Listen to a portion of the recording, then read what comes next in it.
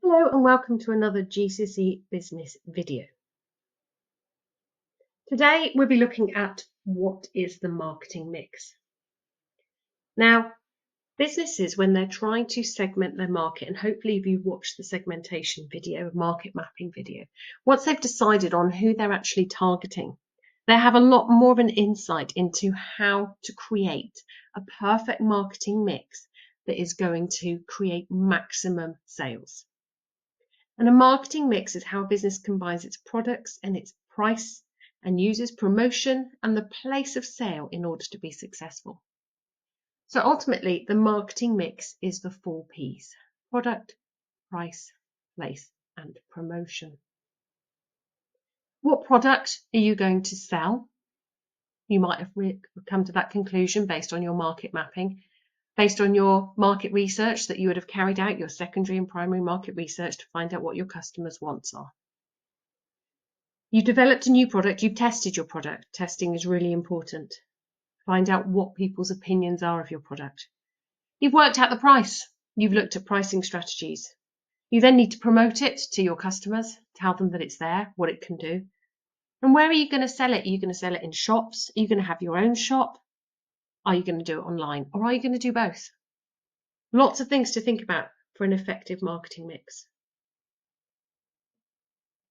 So what do you need to think about within the marketing mix? You need to think of the different elements of the marketing mix. So your product, price, place, promotion.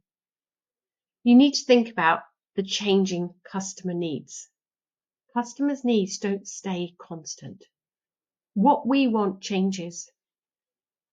Due to technology, so many markets nowadays are extremely dynamic. That means they're forever changing.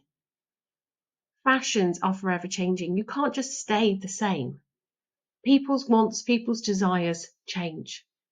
And you need to make sure that you understand, based on your target market, what your customers' needs and wants are. You need to get the right balance of the marketing mix. If you have a product that is cheap and you're going budget, you don't set a high price. You don't have a high pricing strategy. You've got to get the right mix. Otherwise, you're not going to be able to target your customers effectively. And like I said, just be really aware of how technology is changing your marketing mix. Maybe you're looking more at social media to advertise as opposed to TV advertising. What is the most effective? Which one you choose will very much come down to who you're trying to target. So really be mindful of how technology is impacting your customers and the choices your customers are making. So like I said, 4 elements: product, price, place, and promotion. And at the center of all of that is your target market. Who are you targeting? What are their needs and wants? Each element is interlinked. You can't isolate an element of the marketing mix and just focus on one element. You've got to get the right combination. It's like making a cake. You've got to get the right combination to ensure the end result is worth it. In most cases, the failure to address any one of the elements will lead to the failure of the product. So you've got to get each element right. So let's have a think. Which of the 4 Ps is the most important? Now, all elements of the marketing mix, which I've just said here, is super important. But you've got to identify what your product is, who you're targeting. We've got some examples here. Discount supermarkets and low-cost airline. It's important they get all 4 elements of the marketing mix right. But understand that from their perspective, pricing strategies are the most important. They are low cost. That's who they are. They have identified price as the emphasizing marketing mix factor. Soap powders and retail furniture retailers. Now that's a tricky one because you have value brands, you have expensive brands, so you could argue that it's based on price. But what you do have here is a wide range of competitive products. So therefore, if you're going to make sure You get anything right, you've got to get that promotion right. We see so many adverts on TV for soap, powders, furniture, DFS, SCS, IKEA. You've got to get that promotion right to get those people in store. Luxury motor vehicles, tailor-made holidays. That is very niche. Therefore, it's the product. You're buying into the actual product. If you're going for a tailor-made holiday, you're not necessarily as worried about price. You're not necessarily worried about how much advertising and promotion. You don't watch a TV advert and go, oh, I'm going to go on a really expensive holiday. So it's the product itself that they're offering is the most important. Then finally, the last one, convenience stores, coffee shops. They need to be located in the right place for them to be convenient. Coffee shops, you don't often drive miles to go for a coffee. Quite often, that is a convenience. You're out shopping, you're doing something. Oh, look, there's a coffee shop. Let's pop in for a coffee. So although all four are really important, sometimes for certain companies, based on their target market, their emphasis will be on one more than the others. So price, promotion, product, and place. Just as important, all four are just as important as each other, but their marketing emphasis. When they come to market their product, that is their emphasis. So discount supermarkets, low-cost airlines, their emphasis is price. It's important they get the products right. It's important they get the place right. It's important they get the promotion right. But their emphasis is on price. Convenience stores' emphasis is on place. So let's have a look at product to start with. We need to understand what the product life cycle is and be able to explain its importance to a business activity. Now, every single product has a product life cycle. It starts off as being an idea and then it grows. It might become really super competitive and do really well, but over time, because other products come out, increase in competition, demand for that product slows down and it goes into maturity. And eventually it will then lead into decline. So this is the traditional product life cycle. And every product will have a different product life cycle that will be a different length and will be in different stages. And you will try and think of maybe an extension strategy in maturity to continue that growth, to try and be able to come up with new advertising campaigns, a change in your pricing policy, your pricing strategy to extend that growth stage. So introduction stage, sales are low as the new idea is first introduced to the market. The growth stage, you have rapid growth in sales and profits. Then you have the maturity stage, so tough competition means sales begin to level off. And then at that point, you might hopefully come up with an extension strategy just to try and boost the sales of a mature product. If this is not the case and it's a declining, shrinking market, you'll be in the decline sales. So sales will actually start to fall. So we have a product portfolio here, a wide range of products. And what Coca-Cola will be able to do is put all of their products into a product life cycle. But what they'll also do is put them into what is called a Boston matrix to be able to analyze their marketing strategies. So not only have they identified where they are in the product life cycle, they are identifying where they are in the Boston matrix to come up with a suitable marketing strategies. So Boston Matrix is a marketing tool that studies a business's product portfolio based on market share and market growth. And we can see here the Boston Matrix here. 4 sections. We have a rising star, a problem child, a cash cow, and a dog. So when we create this product Boston Matrix, we look at high market share, low market share, high market growth, and low market growth. And we can therefore place our products in one of these 4 sections. A product that has high market share but can still grow and do really well is a rising star. Products that have low market growth but are selling really well, they're like our staple products. They're like our French fries to McDonald's. There's not much more you can do with a French fry. They continue to sell. So once we've classified where we sit in those four, we can determine our next move.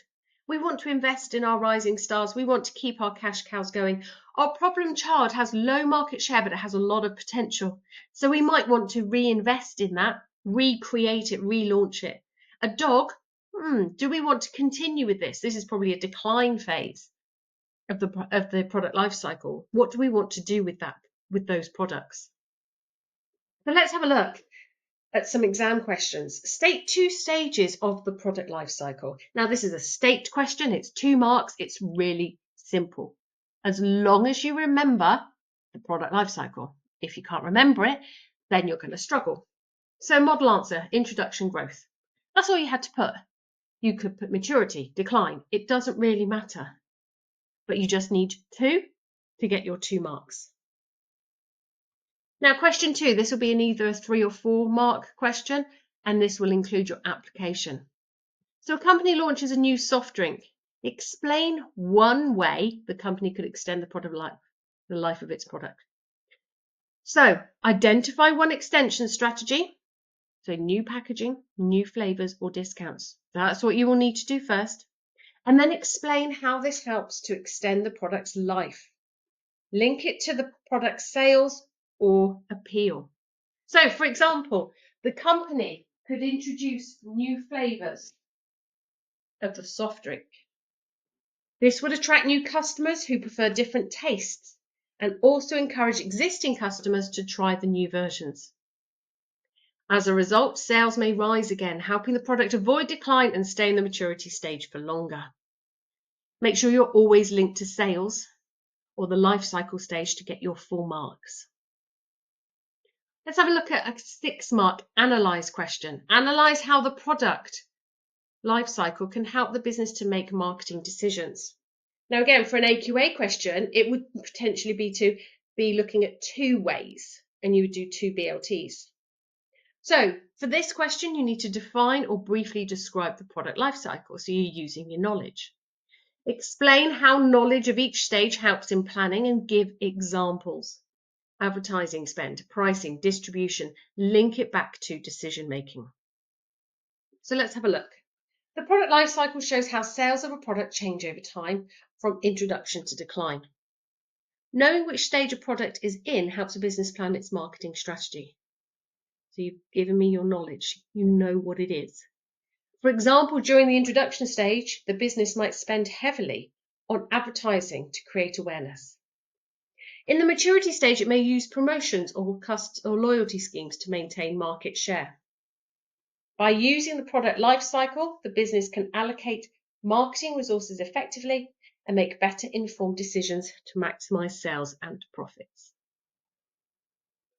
Let's have a look at a Boston Matrix then. Question 4. 2 marks. What are the 4 stages in the Boston Matrix? Stars, cash cows, question marks, dogs. It's your knowledge. 6 marks. Analyze and application analyze. A business has 4 products. Product A, B, C, and D. Use the Boston Matrix to analyze which product the business should invest in and which it should phase out.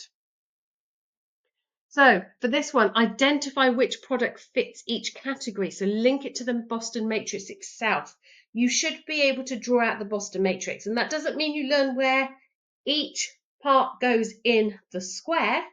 You actually learn where they sit against high market share or where they sit against market share and market growth. You explain the reasoning for investment and phasing out. Which products are you going to keep? Which ones are you going to get rid of? And you use the logic of market growth and market share to fully explain. The high market share, low market growth, you're going to keep that. That's going to be your cash cow. Your low market share, high market growth, you're going to keep that. That's going to be your problem child. You might just want to reinvest in that, sort of create it, relaunch it. High market share, high market growth, your rising stars, you keep that. You might want to phase out product D, the low market share and low market growth. So model answer. Product C is a star as it has a high market share and high market growth. The business should invest in product C to take advantage of the growing market and strengthen its position. Product D is a dog with low market share and low market growth. This product is unlikely to generate much profit, so the business should consider phasing it out and using the resources for products with better potential. So again, always link it back to market share and market growth to justify your decisions. There are some situations where companies will continue to sell a dog simply because they are able to offer a wider product range. It might not be a very successful product. It might be a service they don't do very often, but it is still there. It's not necessarily costing them much to be able to offer it as a service, and it's only used every now and again, but it's still there because it's adding value to the actual whole company. Let's have a look at a 9 mark. So an analyze and evaluate for a 9 mark. The Boston Matrix is more useful than the product lifecycle when making decisions about a firm's product portfolio. So the product portfolio being a range of products that the company sells. To what extent do you agree with this statement? So to what extent you have to say, do you agree or do you disagree with that statement? So to start with, define both models briefly. Explain the advantages of using the Boston Matrix. Explain the advantages of the product life cycle. Then you're making a balanced judgment at the end. So we need to practice more of these 9 markers, and once we've finished the topic videos, we will do. I'll really get into the crux of how to answer these questions. But let's just have a look at a kind of model answer for that. The Boston Matrix helps a business analyze its range of products by comparing their market share and market growth. This can be useful deciding where to invest or withdraw resources as it identifies stars, cash cows, question marks, and dogs.